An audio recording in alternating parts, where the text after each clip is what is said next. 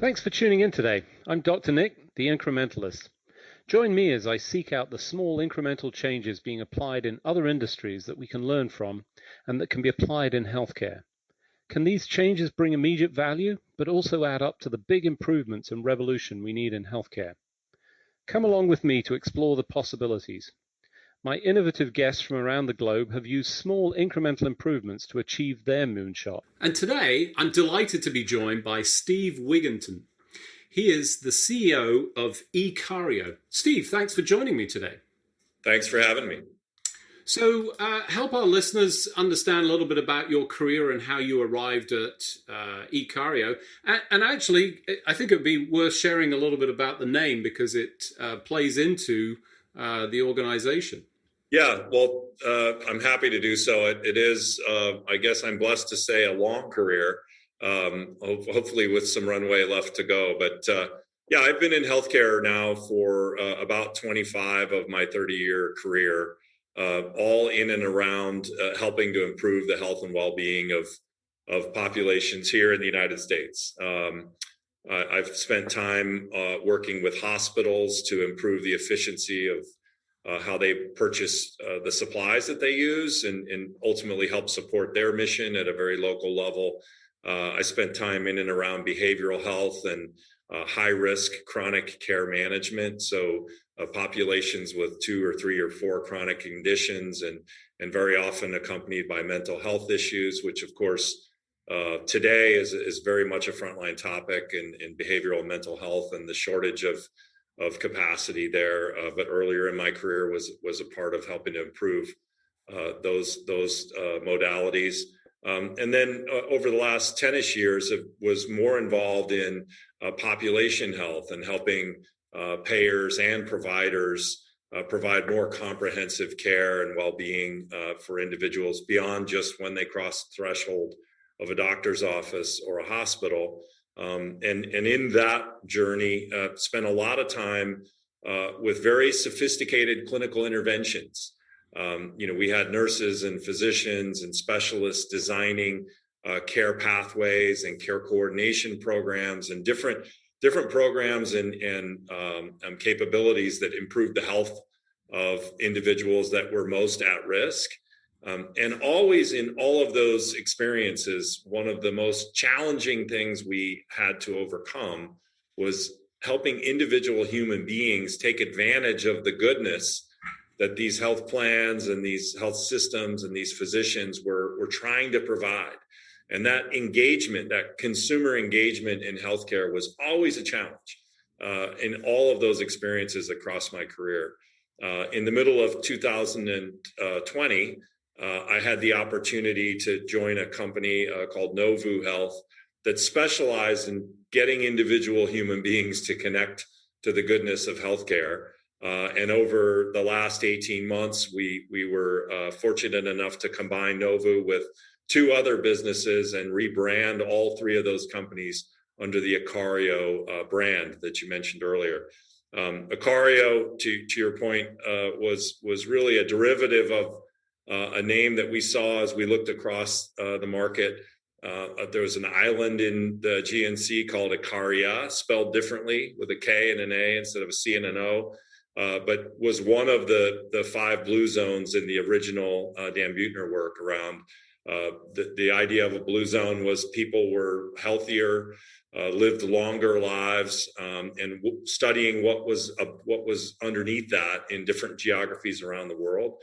And this idea of connectedness, movement, taking care of one another really resonated with our team as we rebranded into ICario. So that's a little bit of the history. Since the middle of 2020, as we merged these 3 businesses together, we've grown extremely rapidly. We work with almost every major health plan in the country in support of their mission to make people, help people live healthier lives.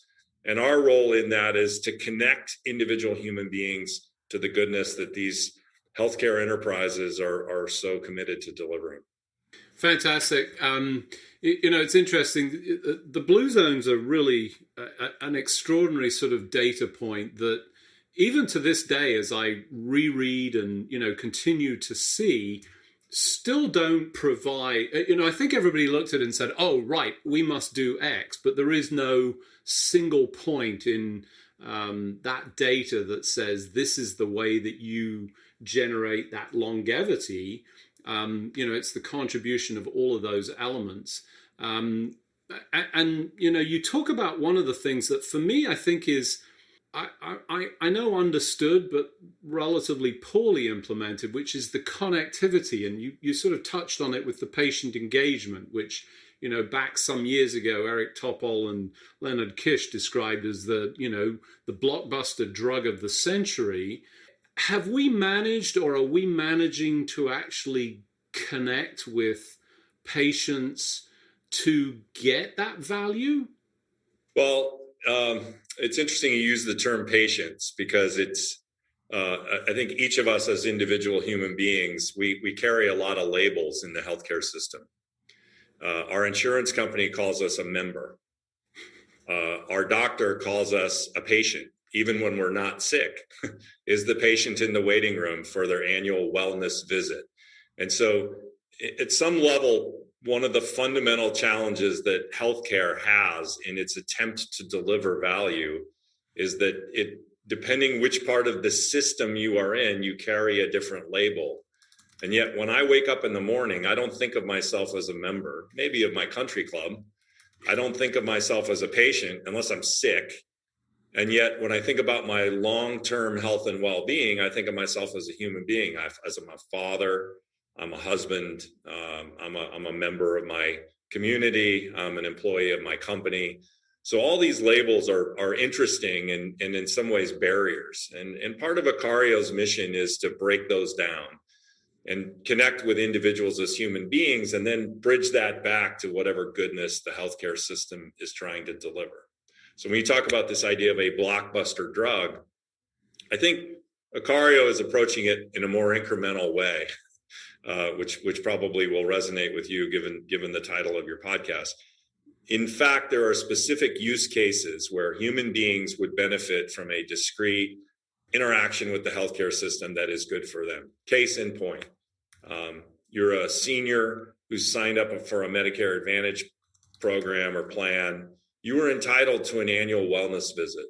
Unfortunately, and your health plan would actually really like you to do that, because we will spot things preventatively that are better for you to treat earlier, that are better for the plan to understand the risks that you're managing. And yet many many seniors don't take advantage of that. And so ICario's role there is, hey, Steve, get your annual wellness visit. You're entitled to it. By the way, here's a little nudge. Would you like to get a gift card? Or how would you, maybe we appeal to your behavioral biases. You have grandkids. Would you like to be around for those grandkids? Let's put messaging in front of you that says this is actually for them, not for you. And so this interface between the healthcare system and human beings is the place that we are focused. There's science, there's data, there's artificial intelligence and machine learning and a bunch of fancy buzzwords that we can apply against that. But at the core, healthcare doesn't wake up in the morning the same way we do. They think of us as a member or a patient. We think of ourselves as a human being, as a father, as a husband. And so that interface is where we're most focused to try to unlock the value that already exists in healthcare. I love that sort of approach and thinking around labels. You're right. I mean, I come at this as a clinician. I default to that patient moniker, struggle a little bit with the consumer branding that's pushed out. And it's interesting, I was doing 2 recent interviews, both with physicians, and both pushed back on the consumer moniker, independent of each other. So I think you're right. We do sort of unintentionally label, but it does sort of carry through, and I think that's important. Well, I'll give you an example right from inside my own home. My wife is a physician.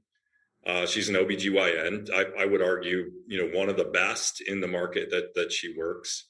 And she pushes back on this idea that, she has a responsibility as the physician which sometimes includes saying no to your consumer request. Hey, I'd like some more opioids, would be the extreme example. And having to, insert the clinical discipline and responsibility, oversight responsibility that she has. So it's an interesting, even around our own kitchen table, we have some of these debates, but I think across the broader population, certainly in the instance of I as a physician interacting with you as a quote unquote patient, there are responsibilities there. But across the broader population to create holistic wellness, and certainly as you think about health plans who are taking on overall cost and quality responsibility, I do need to speak to you as a consumer, because that's how I move you more so than as a patient. And many of the interactions that healthcare offers actually don't come through the clinician or through the physician. And so that's a little bit of our trick and a little bit of our science, is trying to figure out how to fit in that label gap, which I don't think I've ever used that term before, but maybe will again. I wonder if your wife will resonate with this, and you bring up the sort of obstetric piece of this. My wife, practicing midwife, delivered many, many babies in the United Kingdom, 1,500 by the time she'd finished her practice. And she would push back on the patient label as well. That's a perfectly normal activity. So, point well taken. I think it's, an important focus. You mentioned something else that I think is really integral to this, and it's part of the messaging. It's getting the right message, because you can say the same thing different ways. And you talked about, do you want to be around for your grandkids? I recall this from a previous guest who talked about this. When you're trying to encourage flu vaccination to elderly folks, they don't always say, well, I don't care if I die. I mean, I'm not saying that's true, but, you tend not to sort of think of it. Whereas I do want to be around. How are you approaching that in terms of the messaging component? Yeah, it's a critical part, we believe, of how we can assist our clients. Most often our clients are health plans, is to segment the messaging to be as focused and as tailored as possible. We have a goal as a company to personalize our communications at what we would say the N=1 level, meaning the communication to you and the communication to me are ideally perfectly tailored to what we believe will motivate you. Part of the way we do that is you have to understand your audience, right? And if you can segment that audience down to deciles, again, our goal is N=1. I would understand uniquely what motivated Steve Wiggington, and I would be able to speak to those motivations based on data, based on understanding my beliefs as a consumer, looking at data that we can acquire, models that we can build, digital twins, a lot of fancy buzzwords, but being able to do that is important. Understand that audience. The second piece is then say, based on that understanding, what have we seen works from a messaging standpoint? And then also doing really primary research. So we were just talking about babies and midwives and OBs and so on. In the managed Medicaid population, where we do a lot of work today, you have a lot of young mothers, very often single moms, taking on at a very young age a lot of responsibility. For Medicaid managed care health plans that we work with, being able to communicate to those women in a way that motivates them not only to take care of themselves prenatally, but to take care of their newborns, and tailoring the messaging and the incentives in some cases, a $50 gift card to acquire diapers may motivate a post natal visit that is really valuable, both to the health plan and to the mother. So there's a lot of primary research that we do, and it is understanding the motivations, understanding how folks will respond to rewards or incentives that motivate healthy behaviors, being able to make those communications culturally attenuated. So what works in Houston may not work at all in LA.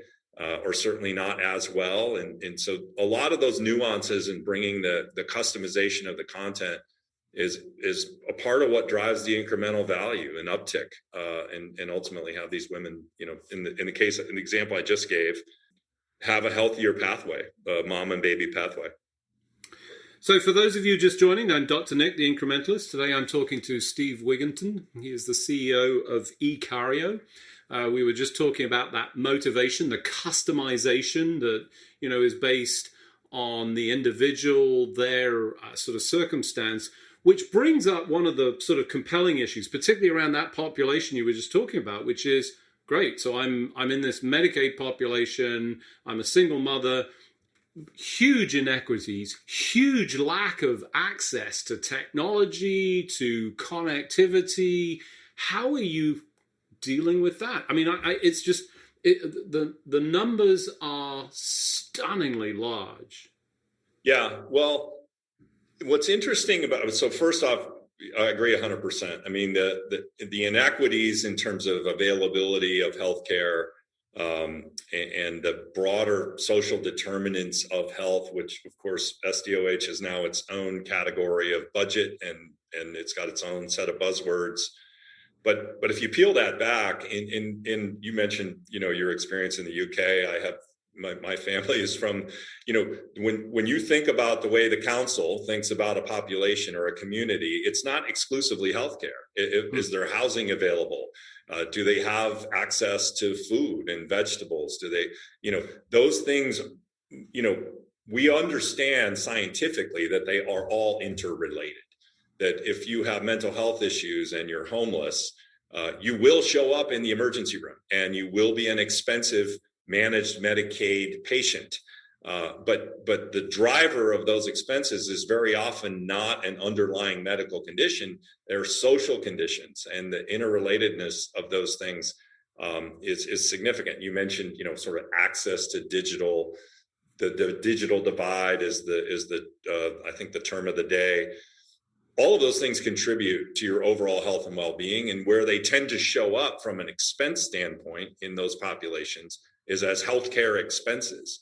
Mm-hmm. What we're seeing now with health equity and social determinants of health is health plans and states and government sponsors of healthcare are recognizing that providing benefits that may not traditionally have been viewed as health benefits, in fact, improve the overall health outcomes of those individuals and lower the costs of ER visits and other things that are, radically inefficient, like no debate. And so as those benefits now are being legislated is probably not the right term, but they're being incorporated, and there is a recognition that those benefits have a value. There's an opportunity that at ICario, we have really stepped in to help our clients capitalize upon. If I provide a food benefit, but the members of the health plan don't take advantage of it, I might as well not have done it. And so, as with a bunch of other things in healthcare, this goodness is offered, but very often not taken advantage of. And it is in that quote unquote sale that ICario steps in and says, how do I educate? And then if someone has a food insecurity that I've identified, how do I motivate them to take advantage of this offer that we have to deliver groceries or give them a discount? And so those are the places where we're playing. We're seeing it. You mentioned the digital divide. We see there's legislation in place now that subsidizes digital access. We're seeing folks like Comcast step up through their foundations and try to help bridge that gap. And so we're stepping in and saying, okay, if we have this opportunity for you, how do we get you to take advantage of it? And you would be surprised. Making these benefits available is only half the battle. The other half is then getting these individuals to take advantage of them. And then once you create those connections, you unlock a ton of potential value from a health outcome standpoint. So I recognize this is a very difficult question to answer, but you keep talking about the N of one, which I think is exactly right. But I'm going to ask you to generalize and see if there were some elements within your experiences that you found success in moving populations or groups? Were there elements and things that you go, gosh, that was something that really helped in terms of moving a population or a group towards healthier, more appropriate choices? Yeah, I mean, two things immediately come to mind. One, speaking to, we talked about consumers and a little bit of the tension around that term in the healthcare space, but consumer motivations definitely work. When an individual is offered an incentive or a reward or a time-based opportunity that they must complete in exchange for something, we find that works extremely well. You must be cognizant of the regulatory framework around those opportunities, and you must deliver those in a way that recognize risks of fraud and other things. But generally speaking, they work extremely well, and particularly with historically non-compliant. There's a group of us that will always take advantage of an opportunity to improve our health, and then there's a more recalcitrant group that you really have to work at. And with that group, we found that latter group, particularly rewards, incentives, those things are incredibly effective. And then the other thing we found is tailoring the message culturally is another incredibly effective tool. So being not only from a language perspective, but really going a level deeper around culture, regionality, geography. The tailoring there has a significant impact on uptake, and uptake drives health outcomes. It's interesting. You talk about the incentives, and there's a part of me that's surprised, part of me not. I'm sort of ambivalent around that, because sometimes I've seen it work, sometimes it hasn't, and I think part of that might be tied up with the messaging. But the cultural piece I haven't heard previously, and I'm curious, the element of that, you see the multilingual, but that's not it. Clearly, there's something more to it. As you think about those elements, where does that fall? What pieces in there that you think about and go, that really made the difference to push people across the line? Well, cultural attenuation really then opens up receptivity to the message you're trying to deliver. So if I'm a single mom, I'm in Houston, Spanish is my first language, simply translating your content into Spanish doesn't get you there. Recognizing the market that you're in, and being able to customize your communications, whether they're verbal or email or print or whatever channel you're using, to resonate with that individual. This makes sense to me. This is applicable to me. It's harder than you think. And it requires, you have to understand the audience, you have to segment that audience, and then you have to be able to dynamically generate content that speaks to that audience. But as you do that, you will see a receptivity increase that's really, it's twofold, threefold increase in uptake, in impact. And that's a big part of, if you think about healthcare in the United States, it is highly local. And recognizing that as a component of our work has been a really impactful driver for our success.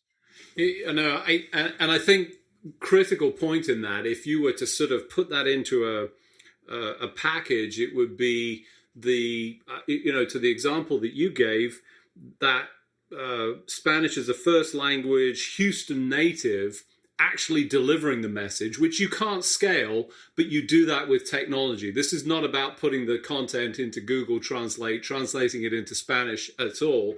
That customization down to the individual, I think, makes a huge difference to the way that they receive it. Plus all of those other nudges that you talked about earlier.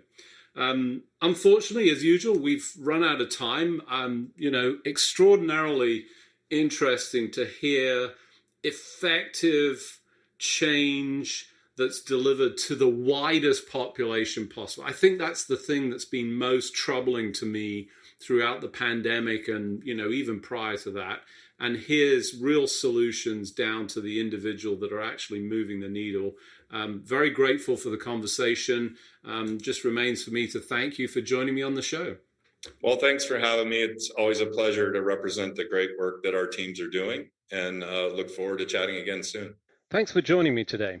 Do you have any better ideas, or have you found a small incremental change that's brought about a big improvement in your world? Let's continue the conversation on our hashtag, the Incrementalist, or share with me at DrNick1 on Twitter.